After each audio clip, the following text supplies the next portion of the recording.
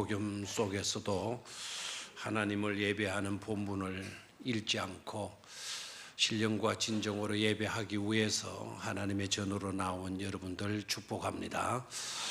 다 함께 은혜 받는 그런 시간 되시기를 축원합니다.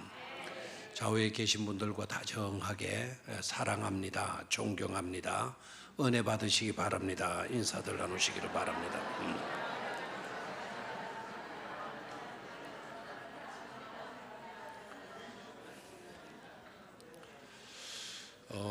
아프리카 원주민들은 꽁꽁 얼어붙은 강을 절대로 건너지 못한다라는 말이 있어요. 여러분 어떻게 생각합니까? 아프리카 원주민들은 왜 꽁꽁 얼어붙은 강을 절대로 건너지 못할까? 그들은 험산 출령도 막 뛰어다니고 그 빌림 숲속을 맨발로도 그냥 뛰어다니고 하는 그들이지만 왜 꽁꽁 얼어붙은 강을 절대로 건너지 못할까? 생각해 보면 몇 가지로 이해될 수 있는 요소가 있죠. 왜 그런가 하니까 얼음을 본 적이 없기 때문에, 얼음이 어떤 건가 보지 못했기 때문에, 그리고 한 번도 얼음 위를 걸어서 강을 건너본 경험이 없기 때문에 얼음 위를 걸어서 갈 수 있다라는 것을 알지 못했기 때문이다. 이렇게 우리는 생각할 수가 있겠죠. 사실 그렇습니다. 생각이라고 하는 거, 그 틀에 딱 갇혀 있는 거예요. 알지 못하는 것 때문에 생각이 갇혀 있어요. 경험하지 못한 일들 때문에 생각이 갇혀 있어요. 그래서 이 생각의 틀을 깨트린다라는 게 이게 얼마나 중요한 건지 몰라요. 자, 여러분들은 어떻습니까? 여러분들의 생각들은 깨어져 있습니까? 되게 나 생각 있어, 나 생각하는 사람이야, 생각하기 때문에 나는 고로 존재하고 있는 거야, 이렇게 이제 철학적인 대답을 하실 분들도 있을 거예요. 그런데 내가 알고 있는 거, 내가 생각하고 있는 영역이 어느 범위까지입니까? 어느 수준까지 여러분 생각하는 겁니까? 10평 아파트에 사시는 분들 10평 아파트만 아는 거예요. 그래서 20평, 30평, 40평, 100평 아파트의 삶을 알 수가 없는 거예요. 그래서 늘 사고가 10평 아파트에만 하나는 거예요. 유치원밖에 못 나왔다. 유치원밖에 못 나왔다. 옛날에는 유치원도 못 나왔어요. 저도 유치원 출신 아닙니다. 유치원 밖에 못 나왔다면 유치원의 사고 속에만 머물러 있다. 그리고 초등학교, 중학교, 고등학교, 대학교, 대학원의 그 일들을 전혀 모르고 있는 거예요. 그러면서도 늘 유치원 사고로 생활하려고 해요. 그것만 고집을 해요. 그렇게 되면 얼마나 답답하냐 이거예요. 물론 유치원 나오지 못한 사람도요, 하버드 출신 사람보다 그 이상 생각하는 사람이 있어. 10평 아파트, 8평, 7평, 5평 아파트에 살고 있지만 100평 아파트 사시는 사람들보다도 더 큰 것을 생각하고 사고하는 사람들이 있을 수 있어요. 중요한 거는요, 우리들의 생각의 틀의 범위가 어디까지냐, 그 영역이 어디까지냐, 이걸 생각하는 정말 중요한 일이 아닐 수가 없죠. 10가지 알고 있는데 10가지 아는 그것에서만 사로잡혀 있다. 알고 있는 그 부분에만 우리의 사고가 머물고 있다. 그럼 어떡하렵니까? 세상 10가지밖에 없는 겁니까? 10,000가지, 수억 가지도 있잖아요. 그런데도 10가지 안 그것으로만 하고 있고 그것으로 주장하고 있고 그것으로 고집하고 있다고 한다면 이건 크나큰 불행이죠. 신앙생활을 해가는 저와 여러분들에게도 꼭 마찬가지예요. 우리의 믿음의 수준이 크면 엄청난 것을 생각할 수 있어요. 그런데 우리의 믿음의 분량이 약하게 되게 되면 별것 아닌 것 가지고 괴로워하고, 별것 아닌 것 가지고 떨고 두려워하고, 별것 아닌 것 가지고 미워하고 다투고 싸우는 일들이 얼마나 많이 일어나는지 몰라요. 그러니까 이 사고의 틀을 깨트린다라는 게 이게 굉장히 중요한 요소가 아닐 수가 없는 거죠. 그럼 이 사고의 틀을 어떻게 우리가 깨트릴 수가 있나? 이 생각의 틀을 깨트린다라는 이거는 결코 쉽지를 않아요. 그러나 불가능한 것도 아닙니다. 생각의 틀을 깨트릴 수 있는 강력한 무기 하나가 있는데, 그것이 바로 뭔가 하니까 하나님께서 우리에게 주신 믿음의 은사라는 거예요. 하나님께서 주신 선물이라는 거예요. 지난번에도 말씀을 드렸지만, 우리가 어렵고 힘드는 그와 같은 상황에 놓이게 되어졌을 때, 그럴 때 활용하라고 하나님께서 주신 것이 바로 뭐다? 믿음이라고 하는 무기다. 폐허의 잿더미 속에 우리가 놓였다 하더라도 절망하고 탄식하고 하지 말고, 그때 발휘하라고 주신 것이 바로 뭐라고요? 믿음이다. 이거 믿음이다. 그 믿음 가지게 되면 폐허의 잿더미 속에 앉아 있다 할지라도 희망을 보게 된다라는 것 아닙니까? 그 믿음을 갖게 되게 되면 구체적으로 그 문제를 풀어갈 수 있는 해결책이 뭔가라는 것을 깨닫고, 그 해결책을 가지고 그 문제를 풀어갈 수 있게 되어진다는 것 아닙니까? 그러니까 생각의 틀도 마찬가지예요. 생각의 틀을 깨트릴 수 있는 강력한 무기 또한 뭐다? 믿음이다라는 것이죠. 오늘 본문의 말씀도 마찬가지예요. 믿음으로 들어가지 못하면 오늘 본문의 상황을 하나의 동화책의 이야기, 하나의 듣기 좋은 이야기 정도로 끝나버리고 말 겁니다. 어떻게 죽은 자가 다시 산단 말이야. 그런 비통한 자리에 있는 사람을 향해서 울지 말라고? 아이고, 상황을 또 모르는 뚱딴지 같은 말씀을 하는 것이라고. 이렇게 핀잔 줄 수 있는 그런 내용이죠. 그러나 믿음으로 그와 같은 사고의 틀을 깨트려 놓게 되게 되면 이것이야말로 굿뉴스가 되어지는 줄로 믿습니다. 눈이 활짝 떠지게 되고 우리의 심장이 강한 고동으로 고동치게 되는 그런 감격을 우리가 받게 되어질 줄로 믿습니다. 자, 오늘 내용은 여러분들이 너무나도 잘 알고 있는 그런 내용이죠. 기쁨과 귀여운이라고 하는 이름을 지닌 나인 동네에 비극적인 일이 발생하고 말았다. 그래서 비참한 상황에 놓이고 말았다라는 이야기예요. 자, 나인이라고 하는 이름의 뜻이 뭔가 하니까 기쁜이라는 뜻이에요. 그리고 귀여운, 귀엽다라고 하는 그런 뜻을 가졌어요. 그런 이름으로 동네 이름을 붙였다라는 것은 사람들이 우리 마을이, 내가 살고 있는 우리 마을이 어떤 마을이 되어지기를 기대했다는 거죠.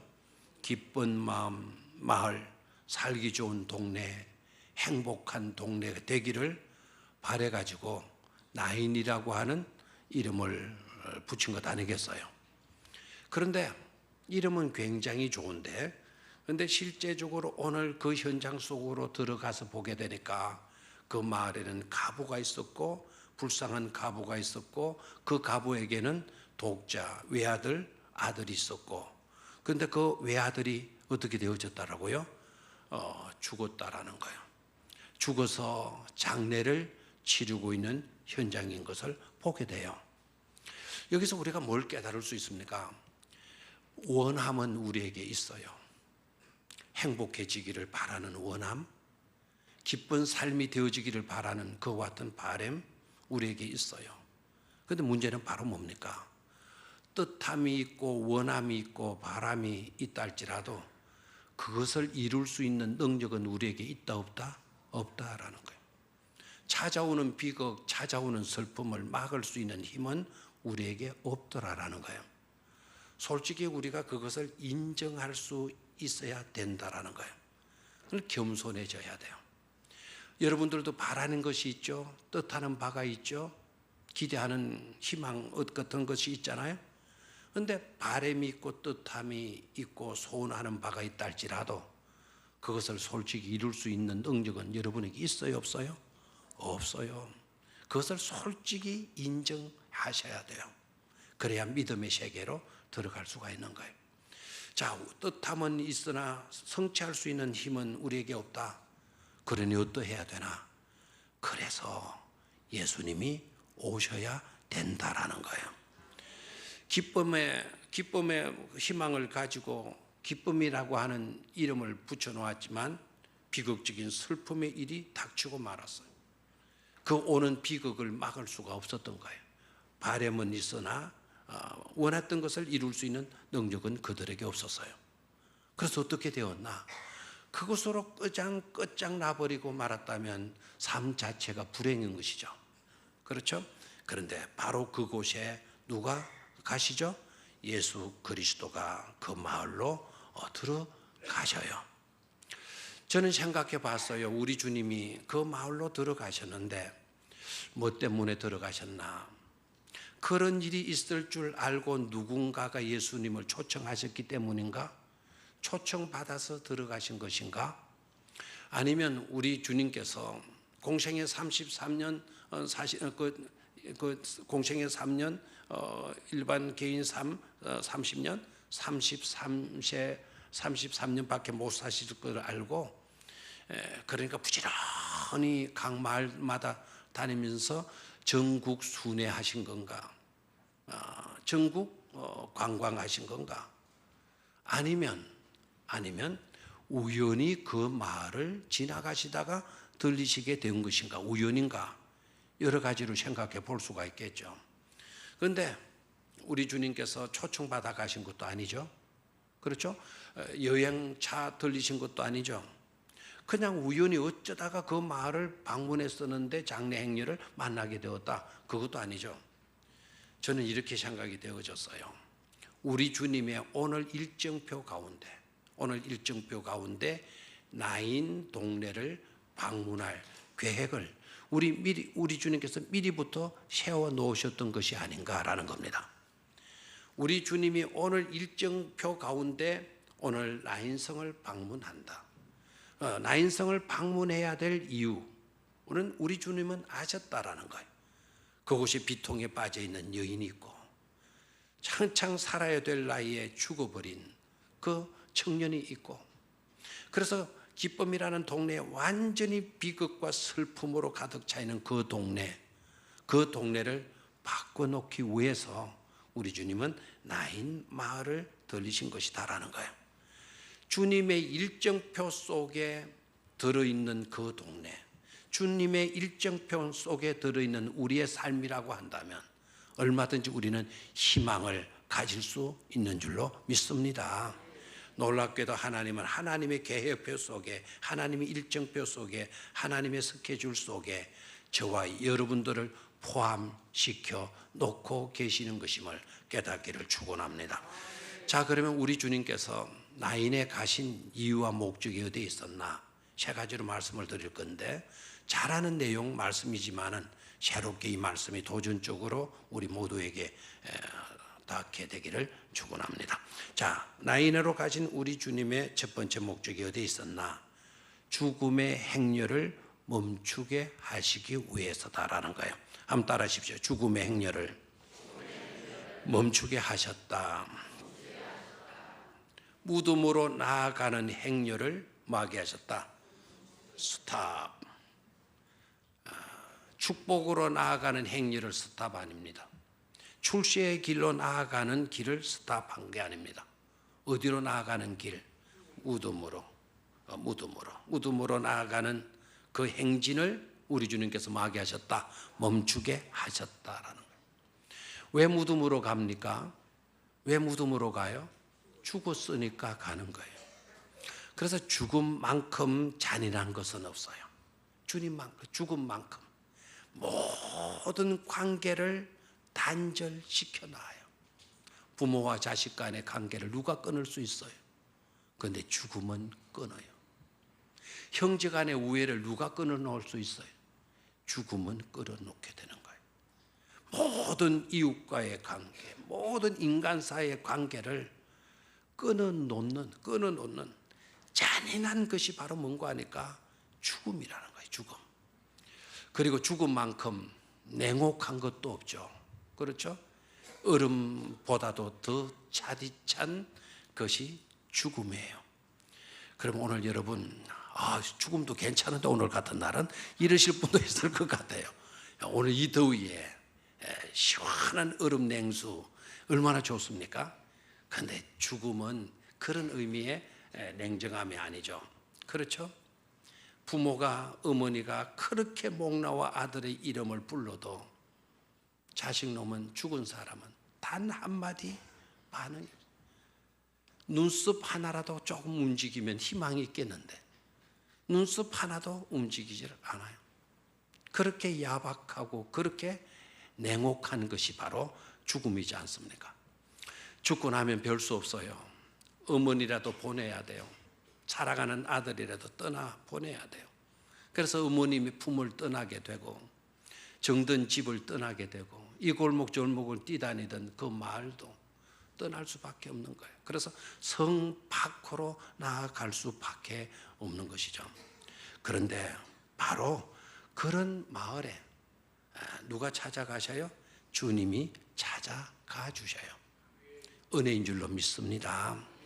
저는 이 현장 속에서 그나마도 다행스러운 모습 한 가지가 나타나더라고요. 이 죽음의 행진 속에 그나마도 다행스러운 요소 한번 같이 볼까요? 12절을 보도록 하겠습니다. 12절 찾았습니까? 이제 12절 시작. 성문에 가까이 이르실 때에 사람들이 한 죽은 자를 메고 나오니 이는 한 어머니의 독자요 그의 어머니는 가부라. 그 성에 많은 사람도 그와 함께 나오거늘. 여기서 그나마도 다행스러운 모습, 어떤 모습입니까? 그나마도 다행스러운 모습. 그 성에 많은 사람도 그와 함께 나오거늘. 아멘입니까?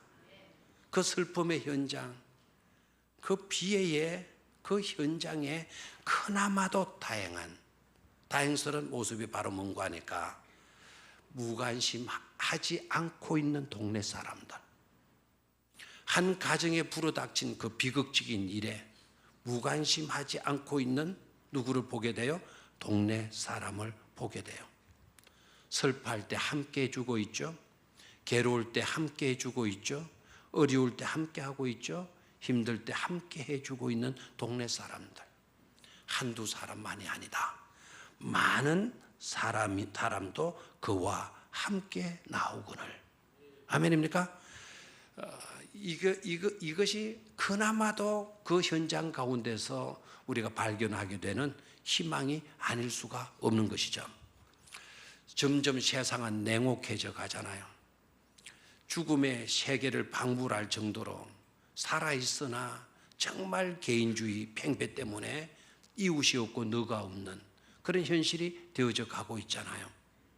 그런 현실 속에 있었다 할지라도 우리는 이 동네, 나인 동네 사람들처럼 무관심하지 않는, 오히려 관심 가져주고 함께 해줄 수 있는 그런 성도들이 되셔야 될 줄로 믿습니다. 좌우에 계신 분들과 어려울 때, 외로울 때 함께 해줄게요. 그렇게 한번 다정하게 인사들 해주시기를 바라요.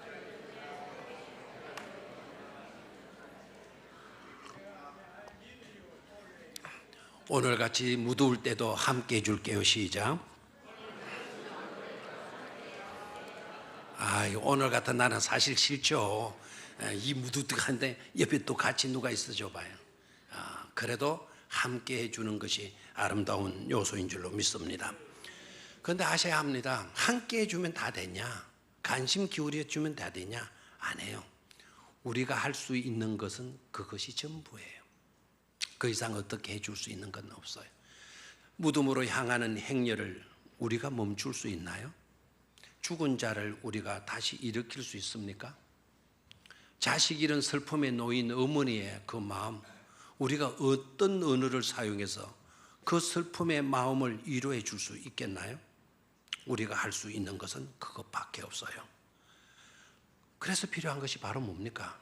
주님께서 오셔야 될 줄로 믿습니다. 주님께서 오늘 본문 말씀을 보면 그 마을로 가실 시에, 나인이라는 성으로 가실 시에, 다시 한번 그 위에 예수께서 나인이라는 성으로 가실 시에, 아멘 안 나올 줄 알았어요. 예수님께서 그 슬픔의 마을 나인으로 가실 시에, 그럼 가슴이 녹아야 되잖아요. 그 슬픔의 현장에 누가 가시고 계셔요? 예수님이 가시고 계신다는 거예요. 죽음의 행렬을 멈출 수 있게 만드실 수 있는 그분께서 그 마을로 들어가실 시에, 아멘입니까? 무덤으로 치닫던 행렬을 멈추게 하시고 그 행렬을 생명의 행렬로 바꾸어 놓을 수 있는 우리 주님이 그 마을로 가실 시에, 아멘입니까? 그런 주님이 오늘 이 순간도 우리를 찾아와 주시고 계시는 줄로 믿습니다. 우리의 교회 안으로, 우리의 마을로, 우리의 가정으로 우리 주님은 찾아와 주시는 분이심을 깨달아야 될 줄로 믿습니다. 주님이 오실 때 무덤으로 향하던 행렬, 죽음으로 나아가는 행렬은 뭐 하게 된다? 스탑하게 된다라는 거예요. 아멘. 죽음으로 치닫던 인생, 그것으로 끝나버리는 인생, 그 인생이 이제는 생명의 행렬로 나아가게 되는 그런 은혜를 잊게 된다라는 것이죠. 그렇게 해주실 수 있는 분은 누구입니까? 예수님밖에 없어요. 주님을 만나야 되고 주님과 함께 할 때만이 우리는 생명으로 나아갈 수 있게 되는 것입니다. 두 번째로 우리 주님께서 나인에 가신 이유는 누구도 할 수 없는 말을 말씀하시기 위해서 나인으로 가신 거예요. 누구도 할 수 없는 울지 말라라고 하는 말씀을 하시기 위해서 나인으로 가셨다는 거예요. 한번 따르십시오. 누구도 할 수 없는 울지 말라 고 말씀하셨다. 뭐라고 말씀하셨어요? 울지 말라고 말씀을 하셨어요. 현대 심리학에서는요, 극한 슬픔의 노인자를 향하여서 참지 말고 울고 싶으면 실컷 울으라고, 그렇게 울도록 내버려 두라고, 그래서 초장집에 가서 울지 말라고 그렇게 설교하지 말라고, 이런 식으로 현대 심리학에서는 말을 해요. 일리가 있어요. 그렇게 울게 되면서 마음속에 들어있는 그 섭섭함, 슬픔, 분노, 이 모든 것들이 눈물로 배출되기 때문에 카타르시스가 형성이 되는 거죠. 그게 다 소화되고 제거가 될 수가 있다라는 거죠. 그런데 우리 주님께서는 울지 말라고 말씀을 합니다. 자식을 잃었는데, 하나밖에 없는 아들을 잃어버렸는데 그 울고 있는 여인 어떻게 울었겠어요? 막 땅을 치면서 가슴을 치면서 메고 나가는 그 관을 때리면서 자기 아들 이름 부르지 않았겠어요? 아무개야, 아무개야, 말 좀 하라고. 왜 날 두고 가느냐고.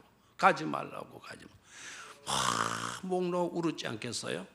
근데 그 여인을 우리 주님께서 만나시고 불쌍히 여기는 마음이 예수님의 마음에 충만했다는 거죠.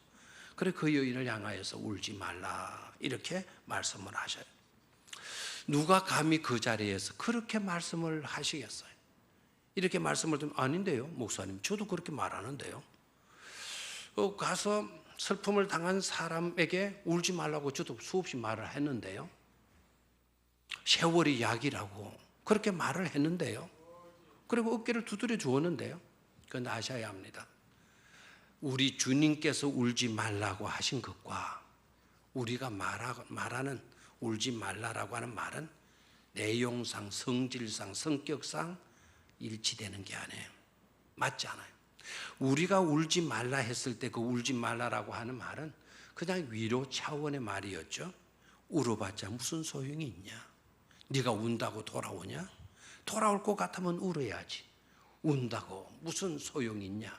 그러니 마지 마라, 울지 말아라 라고 말을 한 거죠. 그렇죠? 세월이 약이라고. 세월이 가면 잊혀지는 거라고. 오늘은 울음이 있더라도 세월이 가면 잊혀지는 거야. 그러니 그렇게 애써서 그냥 절망한 상태에서 울지 말라고 말을 하는 거죠. 그런데 여러분, 제발 슬픔을 강하게, 심각한 슬픔에 놓인 사람을 찾아가서 세월이 약이야, 세월 지나면 잊어질 거야, 그럼 울지 마, 함부로 그따위 말을 하지 마세요. 그분들에게 세월, 그분들에게 하루하루는요, 이거는 독약을 마시는 것보다 더 큰 고통인 것임을 알아야 돼요. 근데 세월이 약이라니요. 슬픔 당한 사람, 아니야, 세월은 약이 아니야. 세월은 나에게 독약이야. 그래서 우리가 하는 그 말, 울지 말라라고 하는 그런 말은 의미가 없는 말이에요. 근데 우리 주님께서 자식 잃은 그 여인을 향하여 뭐하라고 그랬나요? 울지 말라라고 말씀하시죠. 우리 주님께서 울지 말라 하신 것은 무슨 이유 때문일까요? 우리 주님께서 울지 말라 하신 이유는 다시 내가 네 아들을 살려줄 것이니까, 네 아들이 살아나게 될 것이니까, 그러니까 뭐 하지 말아라고요? 울지 말라고 말씀하신 거예요.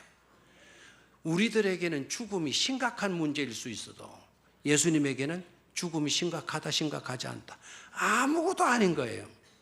마치도 잠자는 자를 깨우는 것처럼 우리 주님께서는 죽음의 문제가 별 문제 아닌 것이죠. 그래서 네 아들을 내가 살려놓게 될 것인데, 그런데 네가 왜 울어? 그러니 마지 말라고요? 울지 말라는 말씀을 하신 거예요. 누구만이 하실 수 있는 말씀이다. 주님만이 할 수 있는 말씀을 우리 주님께서 해 주신 줄로 믿습니다. 그리고 관 속에 있는 사람, 관 속에 있는 사람은 지금 살아있어요? 죽어 있어요? 죽은 사람을 가리켜서 우리는 뭐라 그래요? 시신이다 그러죠. 그렇죠? 시신은 들을 수 있다 없다? 없다. 들을 수 있었다면 벌써 어머니의 그 예절한 그 부르짖음 속에서 그 시신이 반응을 했겠죠. 죽은 자는 말이 없는 거예요. 시신이 반응을 일으킬 수가 없어요. 그런데 우리 주님은 죽어 있는 시신을 향하여서 마치도 죽은 자도 살아있는 사람의 말을 들을 수 있는 것처럼 말씀을 하셔요. 우리 주님께서 관 속에 있는 젊은이를 향해서 뭐라고 말씀하셨죠? 오늘 본문에 나와 있죠. 뭡니까? 14절 끝부분에 청년아 내가 네게 말하노니 마라 일어나라, 이렇게 말씀하실 수 있는 분이 또한 누구밖에 없어요? 예수님밖에 없어요. 죽은 사람이 마치도 들을 수 있는 것처럼 그렇게 말씀을 하실 수 있는 분은 바로 주님밖에 없어요. 청년아, young man, I say to you, 내가 너에게 말한다. Get up, 일어나. 이제 잠 그만 자고 눈 뜨고 일어나. 우리 주님께서 큰 소리로 말씀을 해요. Young man, I say to you, get up, 이렇게 말씀하시는지, 아니면 속삭이는 음성으로 젊은이 이제 일어나지 그만 말씀을 하셨는지 우리는 알 수가 없어. 큰 소리로 말해야만 죽은 자가 살아나고, 자 속삭이는 말 가지고는 살아나지 못한다 하는 것이라면 큰 소리로 말해야 되겠죠. 큰 소리로 말하면 소용없고 속삭이는 호소력 있는 말로 해야만이 살아난다 그러면 우리 주님께서 속삭이는 말씀으로 하시겠죠. 큰 소리냐 속삭이는 말이냐 그거는 중요하지 않은 줄 믿습니다. 우리 주님의 입에서 다만 무슨 말씀이 나오느냐가 중요한 줄로 믿습니다. 청년아 내가 네게 말하노니 뭐라고요? 일어나라. 말씀을 하시게 되니까 죽었던 자가 어떻게 됐죠? 일어났다는 사실 아닙니까? 여기서 우리가 깨달을 수 있는 것이 바로 뭐죠? 우리 주님은 생과 사와 화와 복을 주관하시는 전능하신 주가 되신다라는 것을 우리는 깨달을 수 있어야 될 줄로 믿습니다. 뿐만 아니라 우리 주님은 산자의 주님도 되시고 죽은 자의 주님도 되신다는 사실입니다. 죽은 자도 주님의 말씀에 순종하고 따르고 그대로 하는 것입니다.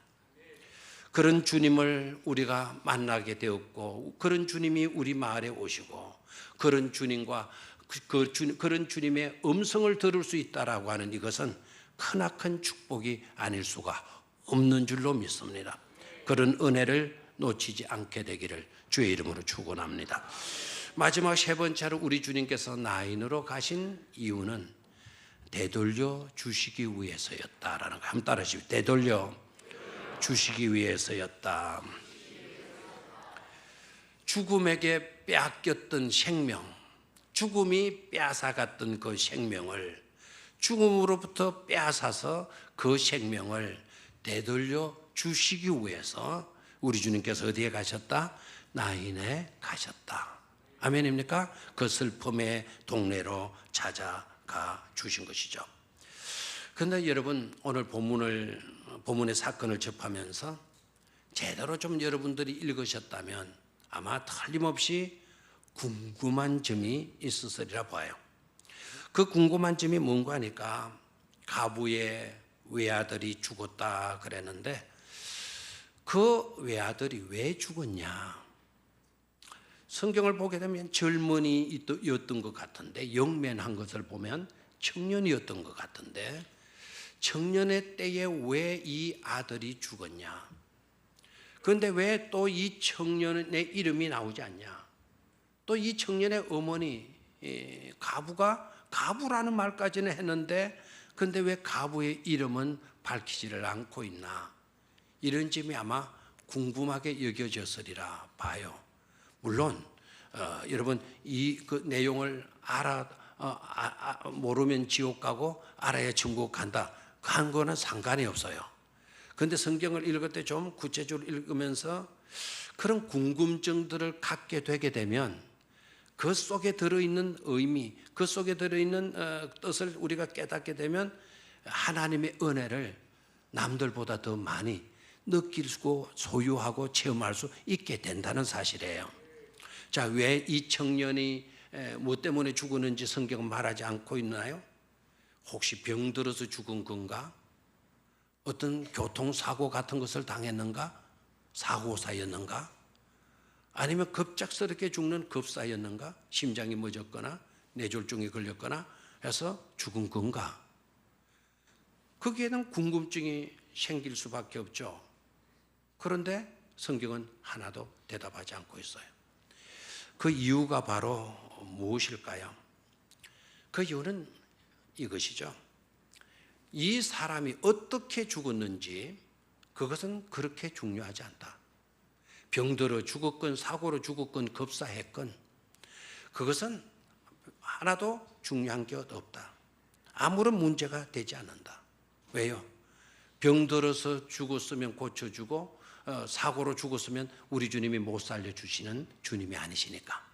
아멘입니까? 그래서 병들어 죽었건 사고로 죽었건 뭐 헬기가 추락해서 죽었건 뭐 화약 사고로 폭파당해서 죽었건 아니면 심장마비로 죽었건 어떤 죽음이든지 간에 어떻게 죽었든지 간에 우리 주님께는 문제가 될 것이 있다 없다? 없다라는 거예요. 없다. 아멘입니까? 여러분들이 어떤 죽음을 맞이하게 되어질지라도 우리 주님에게는 그 어떤 질병도 중요하다 안 중요하다? 중요하지 않다.